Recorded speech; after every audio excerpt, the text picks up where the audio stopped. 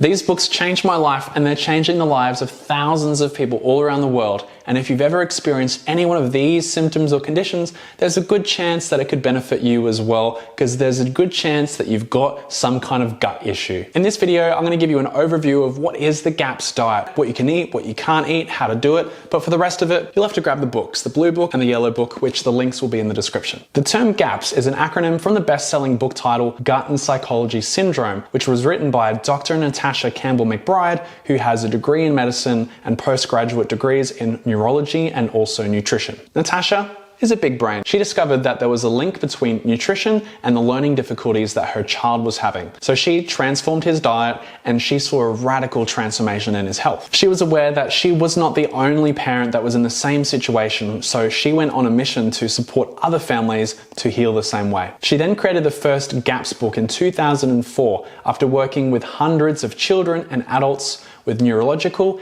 and psychiatric conditions, such as autism spectrum disorder, ADD, ADHD, depression, dyspraxia, dyslexia, obsessive compulsive disorder, schizophrenia, and other neurological and psychiatric conditions and disorders. Since then, the term GAPS also applies to another book she wrote called Gut and Physiology Syndrome, because she discovered all autoimmunity begins in the gut. These conditions include, but are not limited to, the following: multiple sclerosis, rheumatoid arthritis, diabetes type 1, celiac disease, osteoarthritis, lupus, food intolerances, allergies. Of course, there's a bucket load of other symptoms and conditions, but these are some of the most common and some of the ones she found great success in treating with diet alone. So when we look at GAPS, GAPS is considered a condition that describes a collection of different symptoms and conditions. Ultimately, it speaks of this well-known connection between the gut, the brain, and the immune system. The GAPS diet is designed to strengthen the gut lining and also restore microbial balance. This is achieved by removing inflammatory triggers and replacing those with essential nutrients to provide the building blocks for healing. The diet also focuses on repairing the gut, which actually contains neurological tissue to make those feel-good, happy hormones. What it's most known for is its support in healing intestinal permeability, aka leaky gut. Intestinal permeability, most commonly known as leaky gut, is a major feature in immune dysfunction in poor health, because all that content that should be contained within the intestines until they're sufficiently digested are leaking through that gut wall into the bloodstream, partially digested. Then the body creates this inflammatory immune response against the undigested molecules. And chronic low-grade inflammation can disrupt cellular energy production, cell-to-cell communication, autoimmunity, blood sugar irregularities, and overall stress on the body. The GAPS diet has three core principles: remove, replace, restore. Remove inflammatory triggers, replace with healing nutrients, and restore gut microbiome. Again, all the information is in these books with references, scientific papers, all that jazz. I'm just trying to be the middleman, condensing all this information into a video for people that have the attention span of squirrels. The GAPS diet is based on this thing called the specific carbohydrate diet, which was developed in the 1920s by Dr. Sidney Haas to treat celiac disease. So yeah, being gluten-free has been uncool for about 100 years. But Dr. Natasha put her own spin on the diet to make it specific and more targeted to gut health issues. So it's kind of like a gut healing version of the paleo keto diet, but far more powerful in my opinion. Before we go into what you can eat, there are a few different types of GAPS diets. The two main ones are the full GAPS diet, and then you've got the introduction to the GAPS diet, also known as intro GAPS. More recently, there has been new additions to the GAPS diet gut gang, including the carnivore no plant GAPS diet, which is what I've been dabbling into, ketogenic GAPS, more plant GAPS, and the liquid fasting GAPS. The blue book, Gut and Physiology Syndrome, goes into those in more depth. Okay, back to the intro and full GAPS. Now, the full GAPS diet is actually something that's recommended for people to do for 1 to 2 years. If you've got chronic symptoms and conditions, it's going to take some time to heal it, especially with the gut. It's not an overnight thing. It's taken a while for it to get damaged, so it's going to take a while for it to heal, and that's why she recommends people do it for 2 years. So for me, embarking on this journey, sure, I've had some results in a 30 to 120 day period, but the real results happen over a period of time. It's basically a whole lifestyle shift, really. That might sound like a long time, 1 to 2 years, but if you've spent more than 2 decades of your life with health problems like myself, then that sounds like a pretty good trade-off. What I've found though is if you're really desperate and you're really committed to improving your health or your condition, conditions or symptoms or situation, you will do anything no matter the circumstances. And that's the point that I got to. Maybe you are there, maybe you're not there yet, but it is a critical point that a lot of people will have to hit really before they take any action. And I hope that this video, I guess, gives you some impetus or a kick up the butt to just do it if you've been waiting for it. You can do it! If people aren't willing to give their comforts up for a short period of time,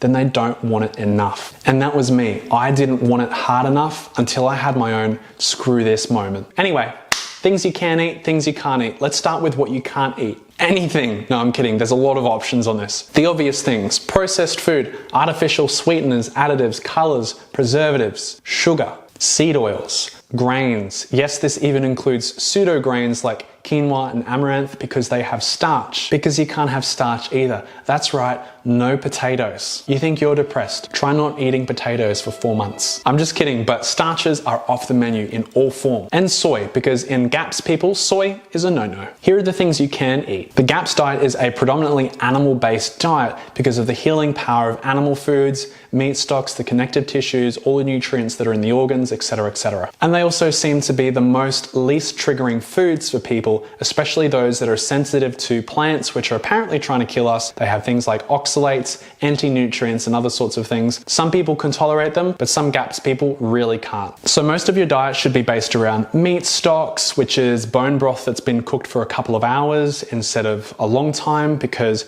you get all those beautiful healing nutrients, the collagen, the connective tissue, the amino acids, you get glycogen, you get all sorts of things that are incredibly anti-inflammatory, healing, and soothing for that gut. That's basically at the bottom, that's the main pillar of the diet. If you've seen my videos, you see me drinking a lot of meat stock, and that's because it is so good for you. Meat, organs, fish, poultry, eggs, fermented dairy, pork, herbs, veggies, a combination of boiled, raw, and fermented, depending on how sensitive your gut is. And the fermented are so good because the probiotics are one of the most important things of the GAPS diet. Then things like nuts, seeds, fruit, honey, they're all allowed, but they should be eaten with moderation. If there was a GAPS food pyramid, it would be right at the top of there. And again, honey is okay as long as you don't have candida overgrowth or SIBO. There's a full list of things you can and can't eat, and I won't go into it because we'll be here forever, but I've put a link down below and you can check that link on that website and you can see all the things you can and can't eat. To some that might sound restrictive, to some that might sound like a lot of options, and honestly you can recreate your favorite meals on the GAPS diet in all sorts of ways. The plan, once you're done with the GAPS diet and you feel like you're able to tolerate more foods, then you can slowly introduce things from there. Obviously never going back to crap or processed foods if you ate that way previously, but maybe you could include things like grains down the track or that sort of stuff. But most people find they typically stick closely to a full GAPS diet or a Western A price type diet or ancestral type diet because they feel so good on it. Okay, now you know about the GAPS diet, let's talk about the intro GAPS diet. The intro GAPS diet is not necessary for everyone. Some people can just slot right into the GAPS diet, but some people that are very sensitive like myself are recommended to go right through the intro phase, which is a series of 6 stages that slowly introduce foods as you're able to tolerate until you're ready for the full GAPS diet. I personally recommend everyone to go through it at some stage if you can, because it is not only very healing, but it's also detoxifying, and it is a very powerful way to restore health to your gut. Give yourself a bit of a reset. Why not? I tell you, having this framework is just such a relief because I know exactly what food I can introduce at what time, what symptoms am I looking for to indicate, hey, this is working, hey, this is not working, how long it should take, etc., etc. Game changer. Because sometimes when people are introducing foods, they choose the wrong ones, they don't know how long to wait, all these things. So the framework's there. If you have food allergies, intolerances, or chronic conditions, this is where I would personally start. Like I said, there are 6 stages and some people just fly through them. It could take them a couple of weeks. Some people need to go through and it could take months. Some people even years on it. So it just depends how severe your condition is. Hang in there, you got this. What I do recommend is working with a qualified GAPS practitioner to go through these stages. It is much better working with someone. I currently consult with someone here and there where I need to. I have linked them down below. You can check out them and their team. They're incredible bunch of practitioners that can help with your gut health and also the GAPS diet. Because it ain't easy doing this alone, and it's way easier doing it with the support and guidance of someone that has helped others just like you. Stage 1 of the intro GAPS diet is to smash that like button and subscribe. Stage 1, it's all about meat stock, baby. Load up on that meat stock. You want to drink large quantities of this throughout the day and with meals. I've made a video on my channel about how to make meat stock, so definitely check that out. It is very different to having bone broth. Bone broth is not recommended on the GAPS diet. The longer you cook bone broths, the more histamines are released, which your immune system can react to. So instead of having a 24-hour bone broth, you're having a 3-hour meat stock.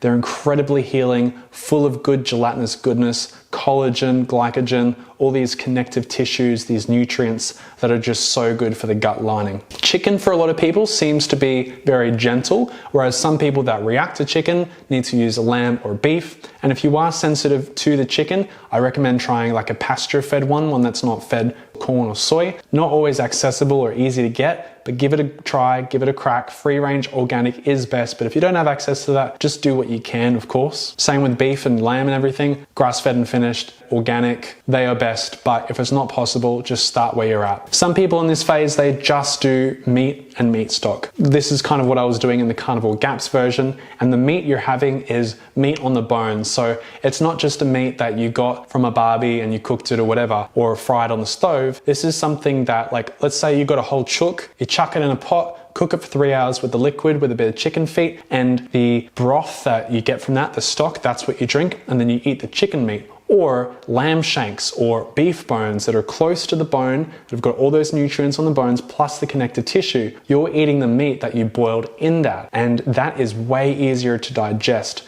You don't include proper meat until later down the track, once your gut is feeling better. And I've tested it. Meat that's been cooked in meat stock or in water or boiled meat is actually easier in my gut, even if the meat's been cooked tallow, gut fat on the stove, roasted, barbecued. I've tried all the different things. It is easier on the gut when it is boiled, cooked in meat stock. At this stage, you can include boiled vegetables. They have to be very boiled. Things like zucchini, carrot, broccoli, if you can do that, cauliflower, pumpkin, leek, even some herbs like rosemary. But from my experience, meat stock is tasty on its own. Just a bit of salt and water is really all you need, because if you've got a good cut of meat, it's very flavorsome. Another important thing is probiotic foods. Like I said, remove, replace, restore. You want to restore here as soon as possible, and bringing those good bacteria back to life in your gut is going to help tremendously. And what you want to do here is have probiotics, either in the form of things like sauerkraut juice, or if you can tolerate dairy, fermented dairy.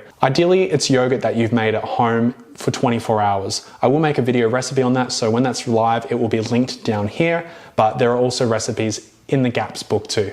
This is a mistake that I've made on my GAPS diet journey, is not having enough of this. Heavy on the meat stock, heavy on the meat, but not heavy enough on the probiotics. Some people's guts are so sensitive that you can only introduce a drop at a time and then slowly increase. Some people are lucky and don't have to do that, but if you know you're a sensitive person, just start small and slowly increase. If your body's still having breakouts, diarrhea, things like that, then try and remove all the veggies. Just start with the meat, the Carnivore GAPS, and remove any of the dairy, and just start with the meat stock and then slowly introducing. Again, more detailed guide is in the book. At this stage, some people can also drink tea like chamomile, ginger, or mint. Stage 2 is where we start stacking all the goodies from stage 1 and adding new foods if you're able to tolerate it. Here is where you can try raw egg yolks. You'll keep increasing the sour cream, fermented yogurt, fermented dairy that you've been making, also sauerkraut juice, any fermented veggies that you've been having too. Here you can also give ghee a crack. Ghee is clarified butter, so it's butter that's had most of the milk solids and proteins removed,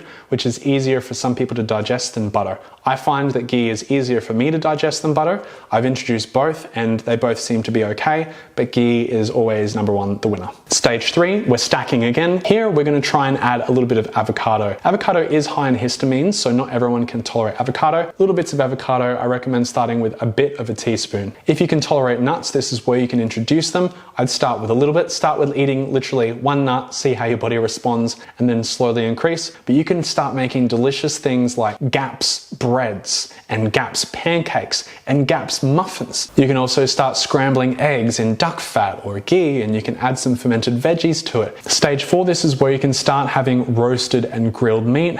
Ideally, you want to avoid the bits that are brown. Yes. No searing yet. I've been roasted so many times in my comments for not searing my meat properly, and there's been a reason for that. It's because seared meat is not as easy to digest. Here you can add extra virgin olive oil. Make sure it is not oil that has been cut with other rubbish like seed oils or canola or vegetable oil, only pure olive oil. You can also add fresh pressed juice, but just start slowly with a bit of carrot juice. Don't go overboard. Start with a couple teaspoons or a teaspoon or a fraction of a teaspoon. See how your body goes. This helps with the detoxification process for the Gaps diet because you will experience things like die-off, detox. You'll probably feel sick before you feel better, and that's pretty normal. If it prolongs, then speak to a practitioner. Stage 5, if all the other stages are good and gravy, then you can start having some boiled or stewed apple. You can also try some raw veggies, some of the softer ones, but you can start introducing, see how you go reacting to different ones. If the carrot juice is tolerated from stage 4,